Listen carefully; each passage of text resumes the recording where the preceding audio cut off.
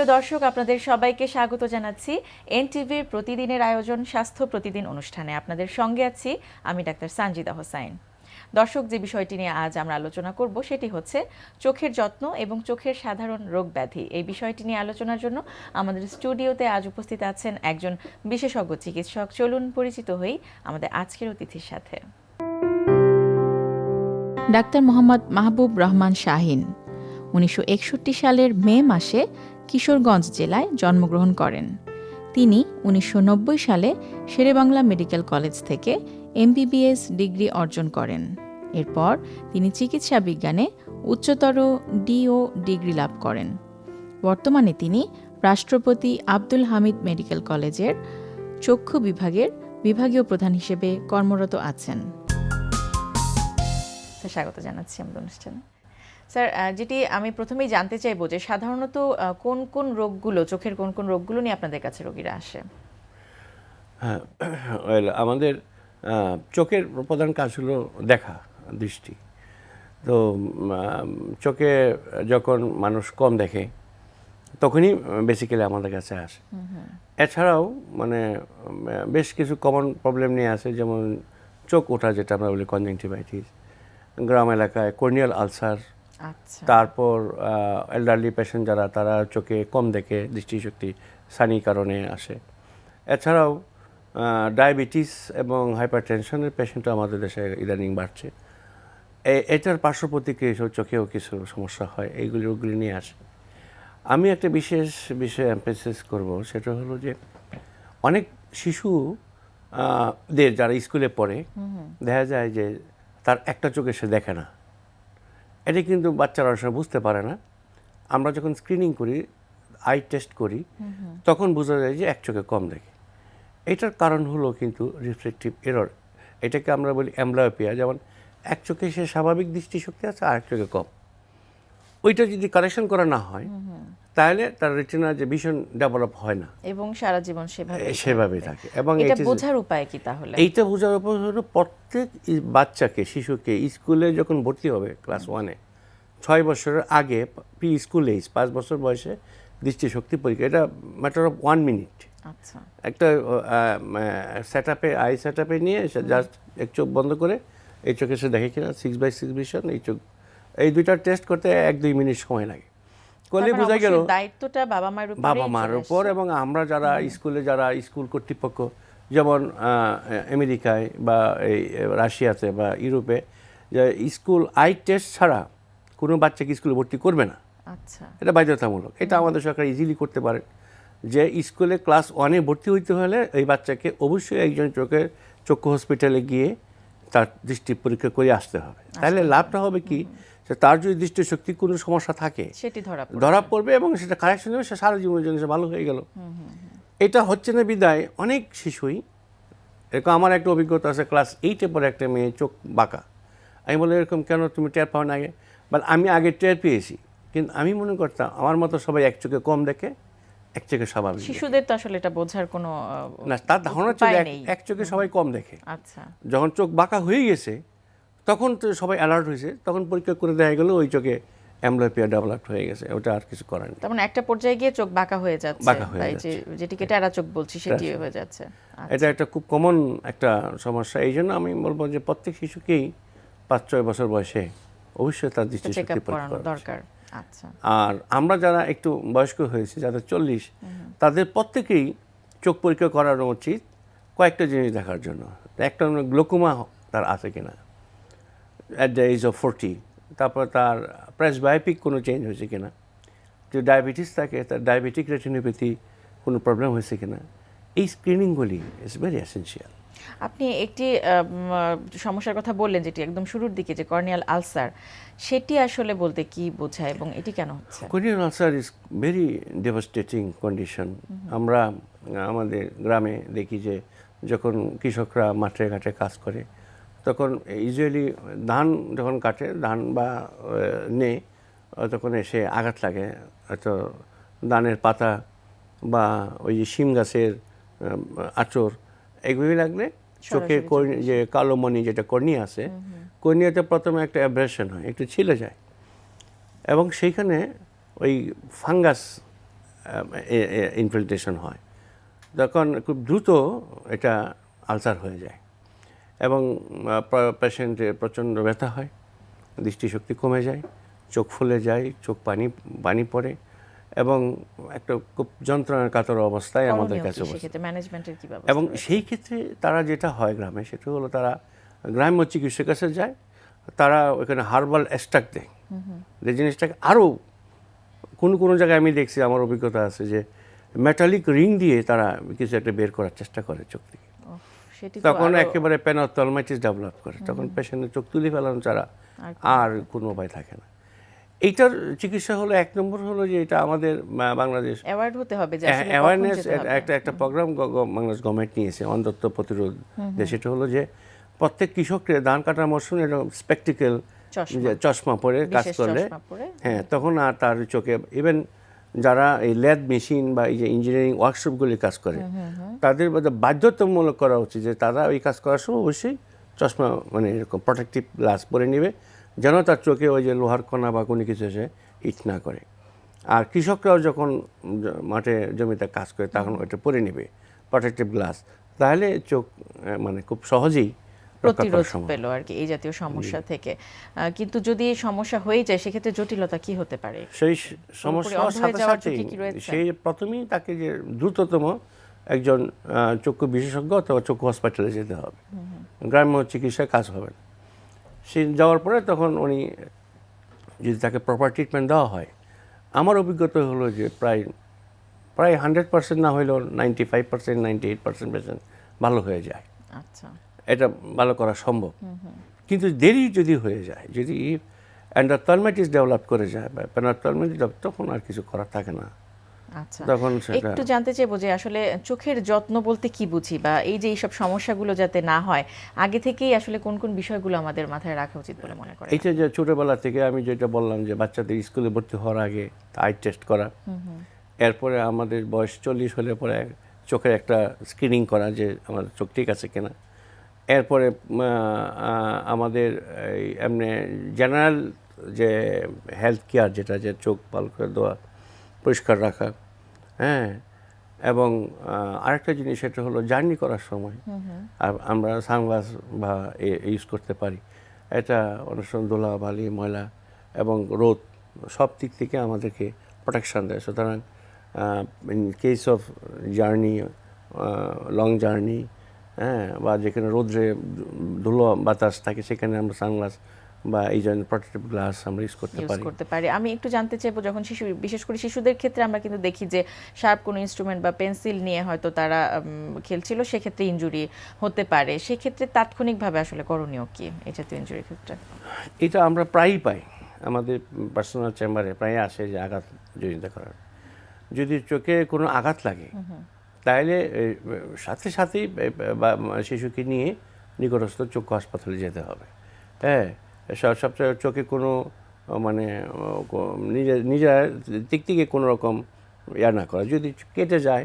আমরা কিন্তু দেখি যে অনেক সময় চোখে কন্টিনিউয়াসলি পানি দেয়া হচ্ছে, এটি আসলে কতখানি যৌক্তিক? এটা দুই ধরনের আঘাত, একটা হলো শার্প কাটিং, আর একটা ব্লান্ট ইনজুরি, যেমন একটা বল এসে লাগলো বা এরকম একটা মানে জিনিসে বাড়ি লাগলো যেটা কাটে নাই, সেই ক্ষেত্রে একটু বরফের সেক অনেকে দেয় বা দিতে পারে। আরেকটা হলো যে শার্প কোনো ইনস্ট্রুমেন্ট দিয়ে কেটে গেল, সেই ক্ষেত্রে কোনো পানি দেওয়া ঠিক হবে না, ইনফেকশন বাড়তে পারে। সুতরাং ওই পানি না দিয়ে বরং চোখটাকে আটকিয়ে টিস্যু পেপার দিয়ে আটকিয়ে একটা কষ্ট বা মাইক্রোপোর দিয়ে আটকিয়ে সাথে সাথে চোখও হসপিটালে নিয়ে যাওয়া, সেটা উত্তম। আচ্ছা, আপনি যেটি বলছিলেন যে ডায়াবেটিক রেটিনোপ্যাথি বলে এক ধরনের একটি সমস্যা আছে, যেটি কারণ যেহেতু আমাদের দেশে বা পুরো বিশ্বেই ডায়াবেটিক পেশেন্টদের সংখ্যা কিন্তু বাড়ছে, সাথে সাথে এই সমস্যাগুলো বাড়ছে, সেটি যাতে না হয় কি পরামর্শ থাকবে আপনার রোগীদের? ডায়াবেটিক রেটিনোপ্যাথি অ্যাকচুয়ালি যাদের হওয়ার কথা সেটা হবেই, 10 বছর হোক 15 বছর পর রেটিনা ডেভেলপ। এটাতে বাঁচার উপায় হলো যে রেগুলার চেক আপ করা এবং ডায়াবেটিসটা কন্ট্রোলে রাখা। ডায়াবেটিস কন্ট্রোল থাকলে, শুধু ডায়াবেটিস কন্ট্রোল থাকলে হবে না, ব্লাড প্রেশার, লিপিড প্রোফাইল, এগুলি যদি তার কন্ট্রোলে থাকে এবং নিয়মিত স্বাস্থ্য সচেতন বলতে পরিমিত আহার, ব্যায়াম করা, এক্সারসাইজ করা, এবং ডিসিপ্লিন মেনটেন করা, যেটা আমাদের প্রফেসর ইব্রাহিম স্যার বলে গেছে, লাইফ লিড করলে তখন এটার প্রকোপটা কমে যায়। এবং ডায়াবেটিক রেটিনোপ্যাথির বিভিন্ন স্টেজ আছে।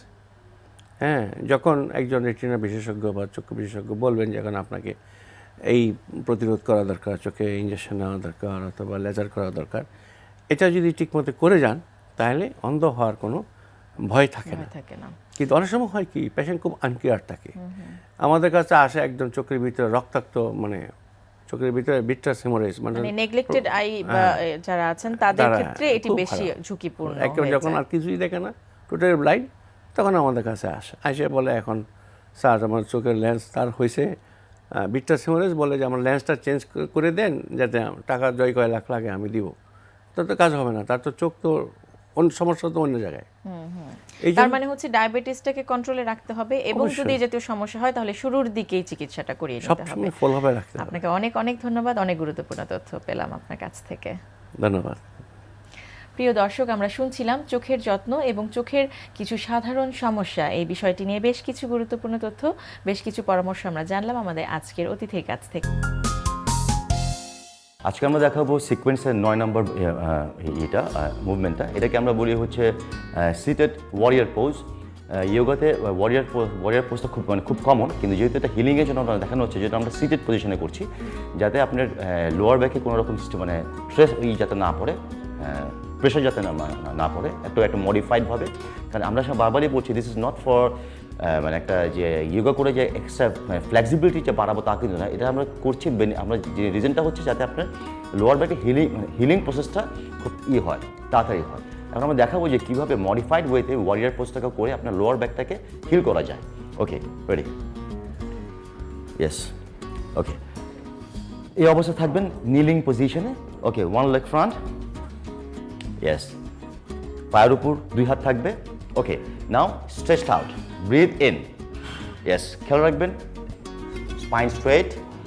আপনার থাইতে কিন্তু প্রেশার পড়ছে, সামনে পিছে 2 দিক দিয়ে। Okay, okay, go. Okay, breathe in, yes, breathe out, breathe in, breathe out, breathe in, breathe out. এখন খেয়াল করবেন কি করছে, ব্রিথ ইন। ওকে, এই অবস্থায় স্ট্রেচ অবস্থায় থাকবে। এখন একটা হাত নেমে যাবে। Okay, up, breathe out. এখন কিন্তু আর কোনো মুভমেন্ট হচ্ছে না হাত ছাড়া। Breathe in, okay, breathe out. তার মানে কি আমরা লোয়ার ব্যাকটাকে প্রেশার তো রাখছি, এর সাথে যে জিনিসটা করছি আপার হ্যান্ড মুভমেন্টের মাধ্যমে এক্সট্রা প্রেশার দিচ্ছি লোয়ার ব্যাকে, এবং আপার ব্যাকটাও আস্তে আস্তে আমরা ইনভলভ করাচ্ছি। Okay, breathe in, breathe out. Okay, change the leg. Okay, same movement. Okay, প্রথমে breathe in, breathe out, breathe in, breathe out, breathe in, breathe out, breathe in. Okay, now stop here. এখন হাতের মুভমেন্টটা থাকবে। Okay, breathe in, breathe out, breathe in, breathe out, breathe in, breathe out. Okay, relax. Okay, এটাকে আমরা বলি হচ্ছে modified warrior pose. এটাকে আমরা প্রথম দিকে আমরা যেটা করলাম, আমরা প্রথমে প্রেশারটা দিলাম হচ্ছে লোয়ার ব্যাক, হিপস, অ্যাবডাক্টার্স মাসল, থাই মাসলস, এগুলোকে। পরবর্তীতে আমরা একই মুভমেন্টের মাধ্যমে আমরা একটু করলাম, মানে অ্যাক্টিভেট করলাম হচ্ছে আপনার আপার ব্যাকটাকে, যাতে আপনার নেক মাসল এবং স্ট্যাবিলাইজার যে মানে শোল্ডারের আশেপাশে যে স্ট্যাবিলাইজার মাসলগুলো থাকে, এগুলো আস্তে আস্তে কীভাবে আমরা হিল করতে পারি। তো this is a more advance movement. এই জন্য আমরা বলছি সিরিয়ালি এই এক্সারসাইজে আমরা আসবো, কারণ গ্র্যাজুয়ালি মানে আমরা যেটা চলে যাবো will go more harder exercise, যাতে আপনার লোয়ার ব্যাক এবং টোটাল স্পাইন যাতে মোর অ্যাক্টিভ হয়। প্রিয় দর্শক, ডায়াবেটিক রোগীদের খাবার দাবারে রয়েছে কিছু বাড়তি সতর্কতা। কোন কোন খাবার ডায়াবেটিক রোগীদের খাদ্য তালিকায় থাকা উচিত তা নিয়ে চলুন শুনি একজন পুষ্টিবিদের পরামর্শ। প্রিয় দর্শক, ডায়েট নিয়ে আজকাল আমরা সবাই কিন্তু অনেক বেশি ভেবে থাকি এবং ডায়েটের গুরুত্ব কিন্তু এখন অনেক বেশি। আজকে আমি আপনাদেরকে যারা ডায়াবেটিক রোগী তাদের ডায়েট সম্বন্ধে একটু ধারণা দিতে চাই। ডায়াবেটিস হলে সবারই কিন্তু ধারণা যে খাদ্যটাকে, বিশেষ করে কার্বোহাইড্রেটকে নিয়ন্ত্রণ করতে হবে, কারণ এটা যেহেতু রক্তের শর্করার সাথে রিলেটেড একটি রোগ এবং মেটাবলিক একটি ডিজিজ, তাই আমাদের সবারই ভাবনা হচ্ছে কিভাবে রক্তের ব্লাড সুগারকে নিয়ন্ত্রণ করা যায়। কিন্তু অনেক রোগীদেরই এই সম্বন্ধে ধারণা নেই যে আসলে কিভাবে ডায়াবেটিসের ডায়েট মেনটেন করলে খুব সহসাই আপনি ডায়াবেটিক জনিত জটিলতাগুলো থেকে নিজেকে মুক্ত রাখতে পারবেন। সবচেয়ে প্রথম হচ্ছে যারা ডায়াবেটিক রোগী আছেন তাদের হচ্ছে সময় মেনটেন করতে হবে। আমি সবসময় আমার রোগীদেরকে বলে থাকি যে ডায়াবেটিস মানেই হচ্ছে এটি একটি ক্লক ডিজিজ, অর্থাৎ আপনি যদি ঘড়ির কাঁটার সাথে নিজের খাবারগুলোকে মেনে চলতে পারেন সেই ক্ষেত্রে অনেক সহসাই কিন্তু আপনি রক্তের ব্লাড সুগারকে নিয়ন্ত্রণ করতে পারবেন। কিন্তু অনেকেরই একটি ভুল ধারণা হচ্ছে যে শুধু ভাত আর রুটি কম খেলেই মনে হয় ডায়াবেটিস নিয়ন্ত্রণে থাকবে। এটি কোনো ক্ষেত্রে কিন্তু অনেক ধরনের জটিলতাও তৈরি করে থাকে। তাই রক্তের শর্করাকে খুব সঠিকভাবে নিয়ন্ত্রণের জন্য সকালের খাবারটিকে আপনি অবশ্যই 8টা থেকে 8:30টার মধ্যে শেষ করে ফেলবেন। অবশ্যই আপনাকে 11টা 10:30টার মধ্যে একটি মধ্য সকালের খাবার খেতে হবে এবং দুপুরের খাবারটি আপনি চেষ্টা করবেন 1:30টা থেকে 2টার মধ্যে শেষ করতে। অবশ্যই ভুলবেন না 4টা থেকে 5টার মধ্যে একটি হালকা খাবার নিতে। এবং যারা ডিনারের ব্যাপারটাকে সবচেয়ে বেশি গুরুত্ব দিবেন, কেননা আপনার ডিনারের টাইমিং যদি ঠিক না থাকে সেই ক্ষেত্রে কিন্তু ফাস্টিং ব্লাড সুগার যেটা বলি আমরা সেটা অনেক বেড়ে যেতে পারে। আর এই ফাস্টিং ব্লাড সুগারই কিন্তু আমাদের সারাদিনের সুগার অর্থাৎ র্যান্ডম সুগারটিকে নিয়ন্ত্রণ করতে সাহায্য করে। সেই জন্য ডিনারটি অবশ্যই আপনি 8টা থেকে 8:30টার মধ্যে শেষ করে ফেলবেন। অবশ্যই ভুলবেন না রাতে শোয়ার আগে অর্থাৎ 10টা থেকে 10:30টার মধ্যে আরেকটি খাবার নিতে। সাধারণত যারা ইনসুলিন নেয় তাদের জন্য এই খাবারটি অনেক বেশি জরুরি, কেননা ইনসুলিন যারা নিচ্ছেন তাদের কিন্তু অনেক সম্ভাবনা থাকে মধ্যরাতে অর্থাৎ 2টা থেকে 3টার দিকে বা ভোর রাতের দিকে হাইপোগ্লাইসেমিয়া হয়ে যাওয়ার, যেটা খুবই মারাত্মক এবং ঝুঁকিপূর্ণ। এবং এই ক্ষেত্রে আমরা শোবার আগে সবসময় সাজেশন দিয়ে থাকি রুগীকে দুধ বা দুধ জাতীয় কোনো খাবার, যেমন সেটা টক দই হতে পারে। সুতরাং আপনি ডায়াবেটিস রুগীদেরকে আজকে আমি এটাই বলতে চাই যে খাবার শুধুমাত্র নিয়ন্ত্রণ না, মিষ্টি খাবার অ্যাভয়েড করলেই শুধু হবে না। ডায়াবেটিসকে প্রপারভাবে নিয়ন্ত্রণ করতে হলে আপনাকে খাবারের সময়টাকে অবশ্যই মেনে চলতে হবে। অর্থাৎ ডিসিপ্লিন ছাড়া কখনোই ডায়েট প্রপার ওয়েতে মানলেও সেটা আপনার কাজে লাগবে না। ডায়াবেটিসের প্রথম রুলসই হচ্ছে ডিসিপ্লিন এবং ডায়েট। যখন আপনি এটা মেনে চলতে সক্ষম হবেন তখন অবশ্যই আপনি ওষুধ বা অন্য ইনসুলিনকে এড়িয়ে চলতে পারবেন। আর যখন ডায়েট এবং ডিসিপ্লিন আপনাকে শুধুমাত্র সাহায্য করতে পারছে না তখন হয়তো আপনি মেডিসিন বা ইনসুলিনের প্রয়োজন হবে। সুতরাং আপনার খাবার শুধুমাত্র কমিয়ে না, খাবারটিকে সুনির্দিষ্টভাবে ভাগ করে সারাদিনে একটি ব্যালেন্স নিউট্রিশনের মাধ্যমে ডায়াবেটিসকে নিয়ন্ত্রণ করতে চেষ্টা করবেন। দর্শক, স্বাস্থ্য প্রতিদিনের আজকের হেলথ টিপস। রাগলেন তো হেরে গেলেন, তাই খুব বেশি রাগ হলে জোরে জোরে শ্বাস নিন। 10 থেকে 1 পর্যন্ত গুনতে থাকুন, রাগের প্রকোপ কমে যাবে। প্রিয় দর্শক, স্বাস্থ্য প্রতিদিন সম্পর্কে যদি আপনাদের কিছু জানার থাকে কিংবা কোনো পরামর্শ যদি আমাদের দেবার থাকে জানাতে পারেন এই ঠিকানায়। প্রযোজক স্বাস্থ্য প্রতিদিন, এনটিভি, বিএসসি ভবন, 7তলা, 102 কাজী নজরুল ইসলাম এভিনিউ, কারওয়ান বাজার, ঢাকা 1215। ফ্যাক্স 914338 থেকে 7 পর্যন্ত, অথবা ইমেইল করুন স্বাস্থ্যপ্রতিদিন@ntvbd.com এই ঠিকানায়। প্রিয় দর্শক, স্বাস্থ্য প্রতিদিনের আগামী পর্বে আপনাদের জন্য যা থাকছে। অনেক বাচ্চাই খুব অপরিণত বয়সে জন্ম নিচ্ছে। প্রিম্যাচুরটা আমরা আগে জানি যে প্রিম্যাচুর জিনিসটা কি। প্রিম্যাচুর বাচ্চা হলো যেসব বাচ্চা ইউজুয়ালি তো 10 মাসে হওয়ার কথা, কিন্তু এসব বাচ্চা 7-8 মাসে হয়ে যাচ্ছে, 6 মাসে কোনো কারণ হয়ে যাচ্ছে, কোনো কমপ্লিকেশন কারণে বা নর্মালি অনেক সময় হয়ে যাচ্ছে, বা অনেক সময় সিজার করতে হচ্ছে মাকে সেভ করানোর জন্য বা কোনো কারণে। আর যদি এই বাচ্চা নর্মালি আমাদের দেশের পার্সপেক্টিভে বাচ্চাদের ওয়েট হওয়া উচিত 2 কেজির উপরে, এভারেজ 2.5 কেজি, 2.5 কেজি। কিন্তু এই বাচ্চাগুলো যদি 2 কেজি নিচে হয়, ইউজুয়ালি 1 কেজি 1.5 কেজি আমার বাচ্চা হচ্ছে এখন, তো এইসব বাচ্চার ডেভেলপমেন্ট ভালো হয় না। কারণ 10 মাসের যে বাচ্চা থাকার কথা গর্ভে, সেই বাচ্চা আগেই বেরিয়ে আসতেছে। সো তার দেহের কোনো অঙ্গই পরিপূর্ণভাবে লাভ করে না, যেমন তার ব্রেনও পরিপূর্ণ লাভ করে না, তার ফুসফুসের পরিমাণ লাভ করে না, তো স্বাভাবিকভাবে চোখও তার ফুল ডেভেলপ করে না। কিন্তু চোখের অন্যান্য অঙ্গগুলো ফুল ডেভেলপ হয়ে যায়, মোটামুটি 7-8 মাসে হয়ে যায় ডেভেলপ। কিন্তু চোখের যে রেটিনা পার্টটা, এই পার্টটা ডেভেলপ 90% ডেভেলপ তার জন্ম পর্যন্ত হয়ে যায়। জন্মের পরেও তার কিছুটা ডেভেলপমেন্ট হয় যদি বাচ্চা নর্মাল প্রসেসে জন্ম নেয়। কিন্তু বাচ্চা যদি আগেই জন্ম নেয় তো এই প্রসেসটা তার হ্যাম্পার হয়ে যায়।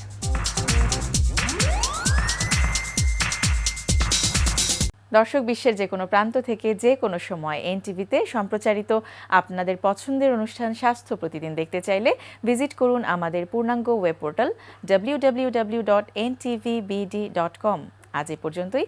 সবাই ভালো থাকুন, সুস্থ থাকুন। আগামীকাল আবারও দেখা হবে ঠিক একই সময় এনটিভির পর্দায়।